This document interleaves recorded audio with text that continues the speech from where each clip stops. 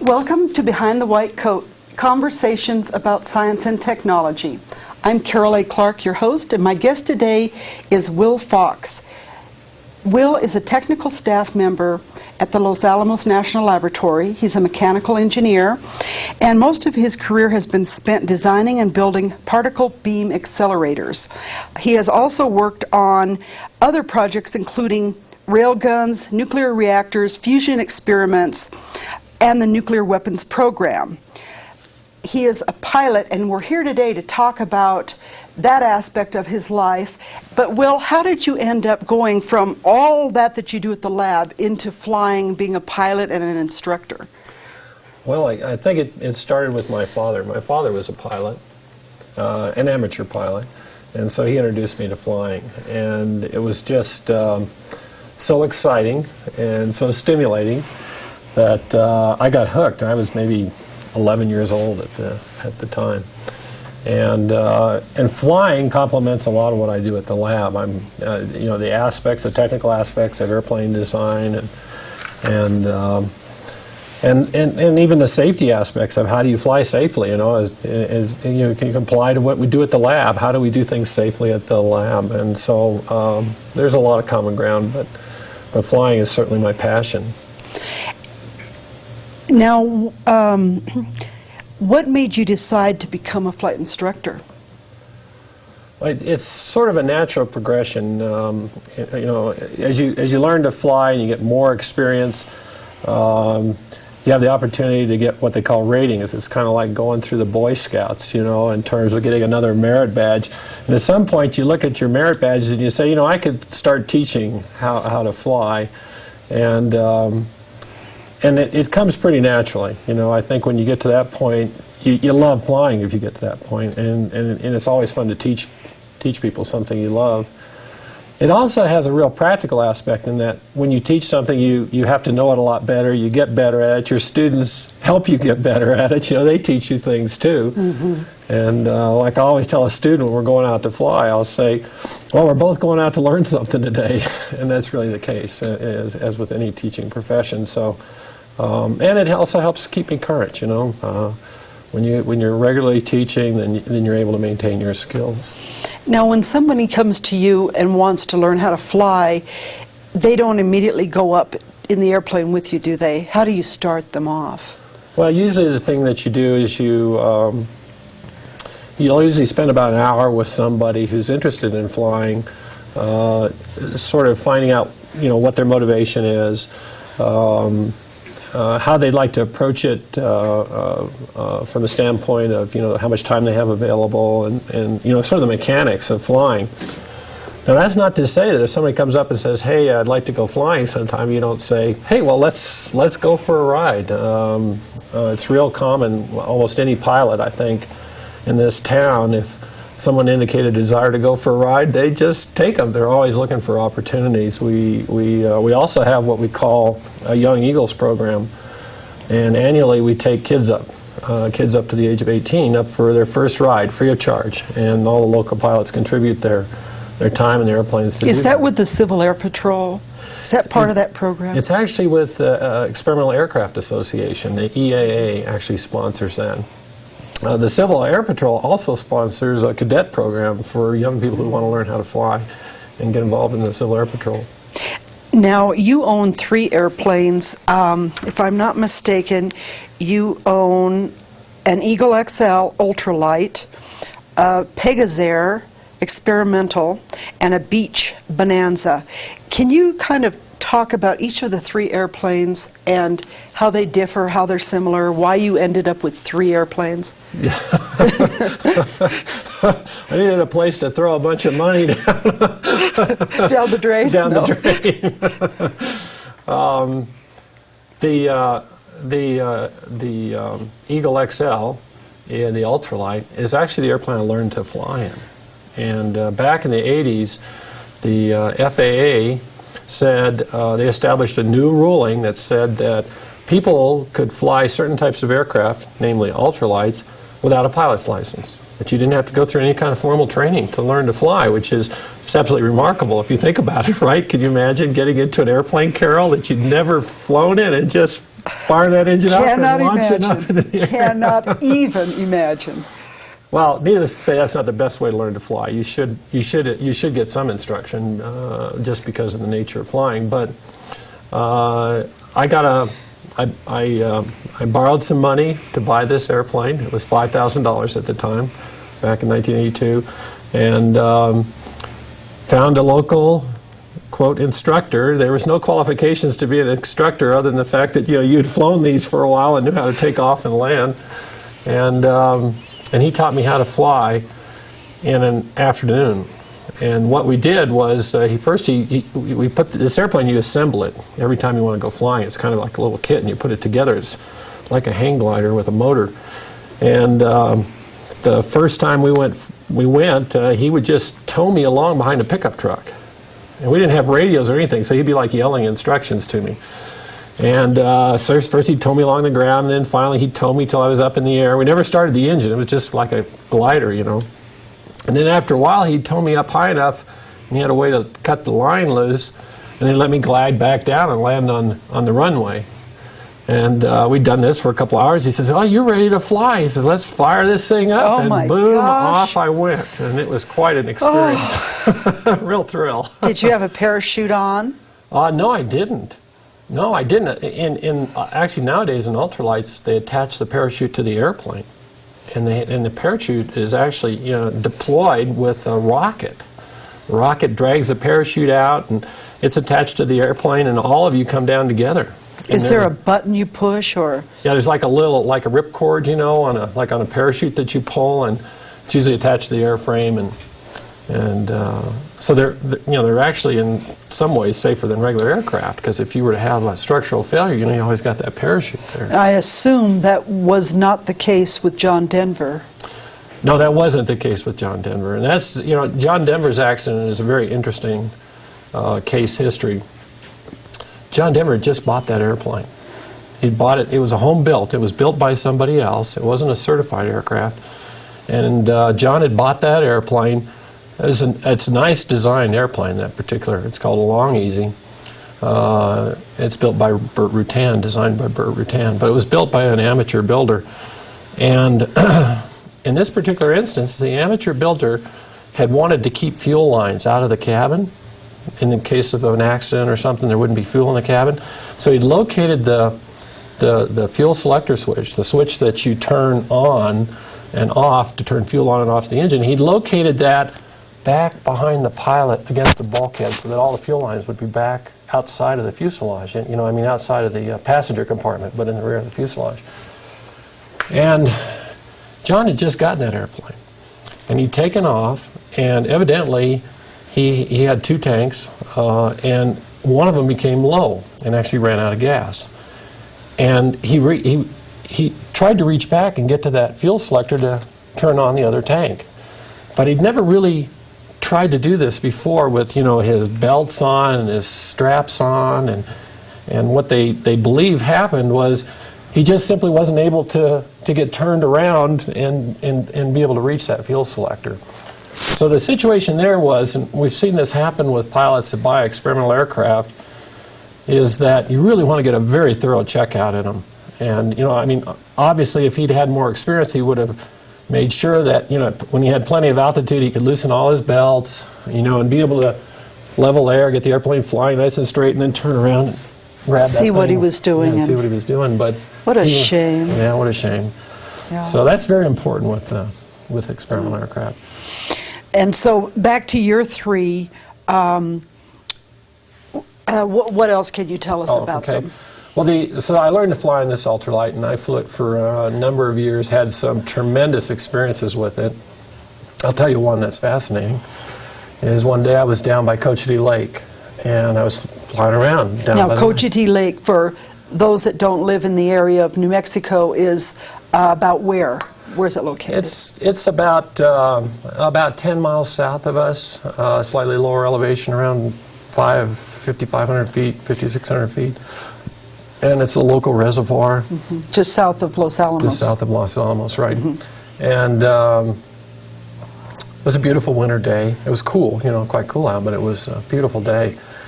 And there were a bunch of Canadian geese in the little stream, along the little stream that leads up to the lake. And so I went buzzing over them, not knowing that they were there actually at the time. And they all took off, you know, as a big flock. And they formed up into their classic, you know, V and started flying, you know. And I thought, oh, great, I'm going to fly up behind these because these ultralights fly really slow. So I actually flew right up in formation behind the Canadian geese.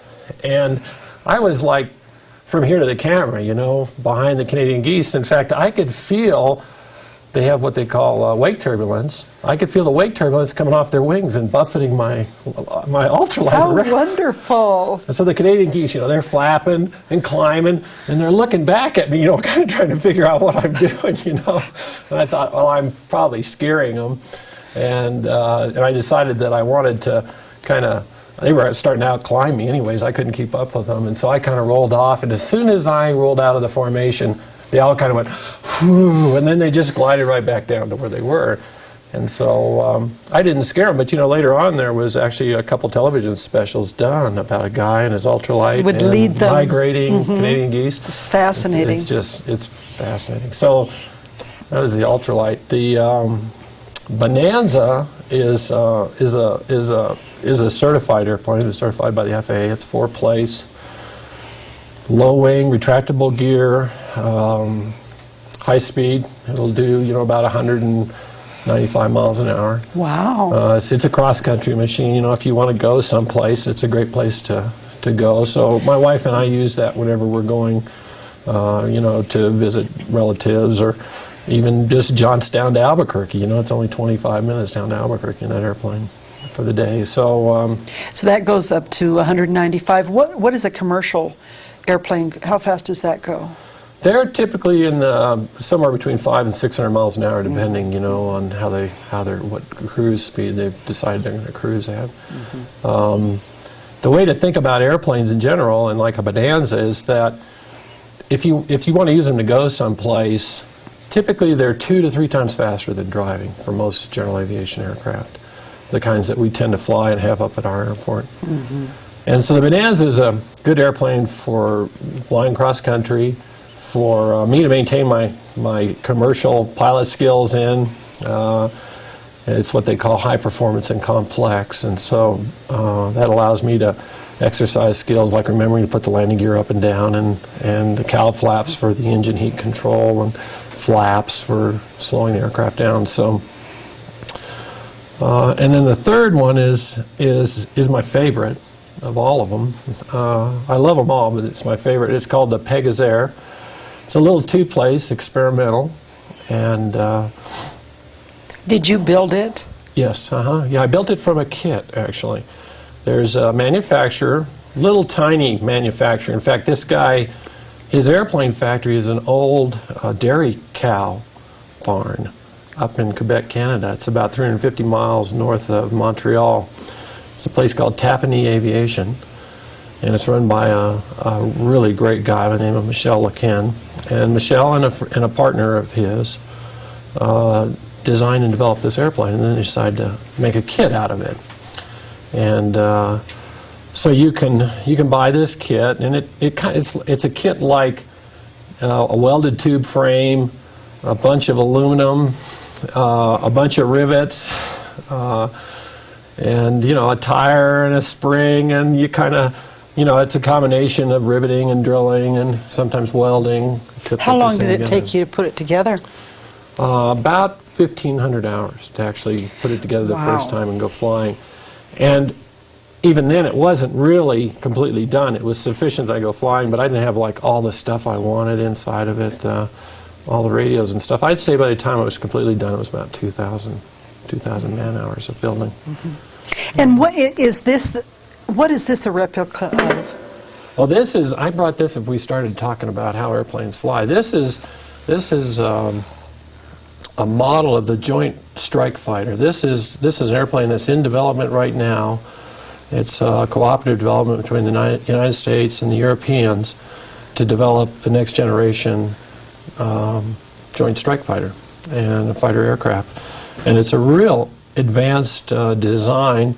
It's got a couple really cool features in that this aircraft will have it'll be a supersonic jet aircraft, but it'll have the capability to take off vertically like a helicopter, and then transition to forward flight and then land vertically. A hovercraft. Yeah, right. Yeah, sort of like that. We have a jet now that can do that called the Harrier, which people have probably heard about. The Harrier is an aircraft that can take off vertically, but the Harrier can't go supersonic. It just doesn't have the capability. But this airplane will have the capability to do for supersonic flight and also be stealthy.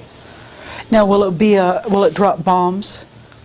Or shoot missiles? Potentially, yeah. Shoot missiles, drop bombs. It's a fighter plane. Yeah, it's a fighter plane, right. Wow. So that's in development right now. Are you involved in that in any way? No, I'm just simply an interested observer. But well, getting back to the Pegasus Air, and I got to tell you why it's such a fantastic airplane. The Pegasus Air is a two-place airplane, and as you can ask Sue, who went for a ride with me in it, and I think at some point maybe there'll be some film that you'll show. Sue Hoffman is one of our producers, and right, and had the courage to get into this airplane that's got placarded experimental all over it, and we went for a ride in it. But the way to think of it is sort of my wife characterizes it as a magic carpet. It's the airplane she likes flying in the most, and the reason is the Pegasus Air has the capability to fly very slowly. Its stall speed, that is the lowest speed that it can go before it loses lift, is 30 miles an hour. So this airplane, you can fly very comfortably at about 45 miles an hour. And that allows you to really see the sights, when you're flying. It offers you a huge amount of safety and the ability to be very maneuverable and avoid obstacles, and if you're flying low, and also if you should have to make a landing for some reason, to be able to land very slowly, and so it's very safe. So how high does it go? How high do you want to go? You can go as high as you want? It's actually got a turbocharged engine. I've had it as high as 16,500 feet, and I think it will probably go over 20,000 feet. Wow. If you want to go high. So you can really go high with it. It's also fairly fast. One of the beauties of this airplane is its ability to not only go slow, but to go fast. And that's a measure that aerodynamicists like to use for efficiency of an airplane. If you can design an airplane to go slow, but also to go very fast, you've really done a superb job of design. And so the Pegasus Air can actually fly at its maximum speed is about 135 miles an hour. And its cruise speed, like if you're going cross country, is 120 miles an hour. So it's pretty fast to go someplace from point A to point B. I've flown up to Wisconsin, Oshkosh, Wisconsin in it. I've flown out to Oklahoma in it, and as well as all over New Mexico. Now, safety is always a concern in air travel, especially in an experimental airplane. Can we talk a little bit more about the safety features, about the parachute that you mentioned, Sure. that covers the whole aircraft? Yeah, absolutely.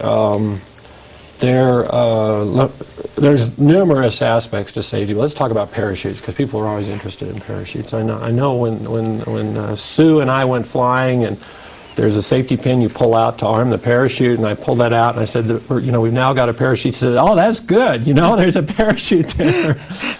So in the Pegasus Air, there's a parachute that's located right behind the passenger seat. And it's pretty good size, it's probably this wide and this tall and this thick, and it's really been compressed and compact. It's a very large canopy parachute because it's designed to bring the Pegasus Air down with Sue and I, or whoever the passenger would be, and land us in such a manner that although the landing gear on the airplane may be damaged, we're not going to get damaged. We're not going to get hurt in the impact. And so the Pegasus Air is a 1,600-pound gross aircraft. That means the airplane plus all the passengers and fuel and stuff can weigh up to 1,600 pounds. So this is a parachute that'll lower 1,600 pounds safely. So it's pretty big. It's also designed to be deployed very rapidly. So when I grab this handle, and there's a handle right up here, and pull it, it's like a ripcord, and you pull it. What that does is it actuates a rocket that's attached to the parachute. And the rocket blasts through a fiber portion. There's a cloth portion, a Dacron fiber portion of the fuselage, shoots through that. It's attached to the parachute. It drags the parachute out to the full extension, and then the air catches the parachute and deploys it. And they have demonstrated that you can deploy this parachute successfully anything above about 150 feet above the ground. And so it deploys in about a second and a half. It's a very rapid deployment. And does it cause a big jerk to you inside the plane? Have you ever had to deploy it? No. I'll probably be 80 years old when I deploy it, and I'll be just taxiing down the runway just to try it, you know. There are some great videos of this, and you can go on a website called brs.com. This is the company that builds this parachute, and you can see this parachute being deployed on commercial aircraft. There are actually some commercial general aviation aircraft that are now being produced with these types of parachutes in them. There's one right now that's called the Cirrus. It's a relatively new airplane. It's been in production for about 3 or 4 years. And it has one of these parachutes, and they have had 4 saves with this parachute. Is that right? Yeah, they've had 4 deployments where the people that were involved in the airplane were saved. None of them were injured. And in fact, every deployment they've had has resulted in no injuries. Now, when you say commercial, we're not talking about a 747. I mean, that size, are we? No, we're talking about like my Bonanza, like a 4-place... 4-seater. Generally, yeah, 4-seater general aviation aircraft. So these parachutes are sort of an exciting thing, and they're continuing to try to evolve and design them for bigger and bigger aircraft. I don't know that you'll ever see one in a 747, but I think there's a pretty strong probability you'll see them in these commuter airlines, you know, that we'll fly, these 9-place airplanes that people get on and fly from. Executive jets and things like that. Potentially executive jets, that sort of thing. Mm-hmm. So parachute is a big safety factor. The other thing is that other elements of safety, probably I could tell you all kinds of things, like the way the landing gear is designed to collapse when an accident, to absorb the impact, and how engines are oriented so that when you have a forward impact, they absorb some energy, just like in automobiles, you know. But I'll tell you what the most important piece of safety equipment in an airplane is, and that's the pilot. When you look at statistics and you look at accidents, about 75% of the accidents are related to pilot error. So as flight instructors, we spend a lot of time trying to prepare pilots to avoid accidents, and that's where we need to put our energy, is in the human link, because that's where we seem to see the most accidents. When you first decided to build the experimental plane, built it, and went up for the first time, were you a little apprehensive that it would all stay nailed together and work properly, or were you pretty darn confident? Well, I was pretty confident that I had designed it. You know, I mean, I built it. I hadn't designed it, but that I had built it right.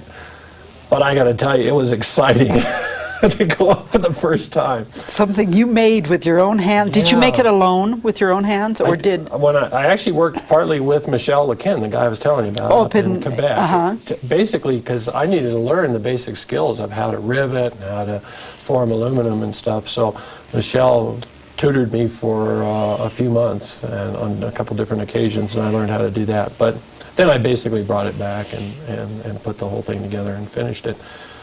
But yeah, it's really exciting to fly your airplane, the one you built with your own hands the first time. I got to tell you, it's a thrill. Do you ever take scientists from the Los Alamos National Laboratory up on flights with you? Oh, sure, yeah. They're not skeptical? No, you know, it's interesting. Most people are excited to be able to go up. You know, it's the thing that amazes me is, like I was telling you about Young Eagles, you know, with where we give these kids a free ride, is parents will bring probably the most precious thing in their lives, right, out to you to the airport to take for a ride. And they don't even know who you are. They just know that you're a pilot. And They just trust you. I think they trust the people, they trust the system, and it is a good system for pilot certification, and they trust the aircraft. But people are that way. I think what it really boils down to is they trust the pilot. That they'll make good judgments, that they're not going to put themselves or anybody else at risk. And that's what I see all the time. I have people all the time say, "Hey, can you take me for a ride?" or "Can you do this?" A favorite ride in the Pegasus Air is to take off here, pop over the ski hill, and fly down in the Via. And you can the Via Caldera, which is about 10 miles to the west of us. Just an absolutely incredible place. These huge meadows, abundant wildlife, huge elk herds. That's where I think you took our producer, didn't you? That's where we're going to go someday. We didn't get a chance. We were running short on time, but that's where we're going to go sometime. Is in the Via. It's a great. It's so hard to see that place. It's so big. Even if you can get in for a day hike or something, but by air you can see it in an hour. The elk and everything, I can imagine how gorgeous it is. It reminds me of these Discovery Channel things on Africa, where you see the herds. It's just like that. It's like herds of hundreds and hundreds of animals out there. And mainly elk? Mainly elk, yeah. Yeah, predominantly elk, although we have seen coyotes, we've seen deer, we've seen antelope before, and the Pegasus Air doesn't seem to bother them too much. It's not a particularly noisy. It's a pretty quiet airplane because it's turbocharged and has a muffler. And we've even had animals run directly towards the aircraft while we're flying towards them. So it's pretty cool stuff. Now we're down to a couple of minutes, Will, and this has been extremely interesting. Anything else that you'd like our listeners to know about the world of experimental planes? If you'd like to touch on this particular aircraft again, any closing thoughts? I guess the thing that's the most stimulating to me, I think, is that when you're flying, there's a tremendous amount of personal freedom. And the ability, I want to go look over there and to fly over there and look. And there's a tremendous challenge with flying to develop the skills and to maintain your skills and to become a good pilot. And it's a real fulfilling experience. It's also it's a rapidly expanding, growing field, and this airplane represents that in certainly in the military side, but in the experimental aircraft side, right now people are designing experimental aircraft that four-place pressurized airplanes that have more capability than World War II fighters did. That you can go design and build yourself and fly. In fact, we have one here at our airport. We have a number of experimental airplanes. So if you're interested, in aviation, if you're interested in wanting to get involved in sort of an exciting field, experimental aircraft is really an interesting place to be. Well, thank you so much for being on the show. Sure, you bet. It was delightful to come. Thank you. And thank you for tuning in, and tune in again next time for Behind the White Coat.